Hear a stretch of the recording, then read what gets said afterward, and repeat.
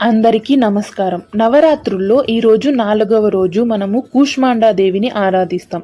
అమ్మవారు తన అందమైన చిరునవ్వుతో అంధకారాన్ని తొలగించి విశ్వాన్ని సృష్టించారనే నమ్మకం ఉంది. అందుకే ఆమెను ఆదిశక్తిగా పూజిస్తారు. కూష్మాండాదేవి ఆరోగ్యం, ఆయుష్, సంపద, శక్తిని ప్రసాదించే దేవత. ఈరోజు కూష్మాండాదేవిని మనం ఆరాధించడం వల్ల మనలో నూతన శక్తి ఉత్పన్నమవుతుంది, నిరుత్సాహం తగ్గిపోతుంది.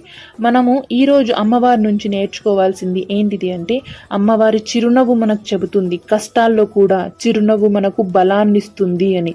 ఆమె శక్తి మనకు చెబుతుంది మనలో ప్రతి ఒక్కరికి కొత్త ఆరంభాలు చేయగల శక్తి ఉంది అని.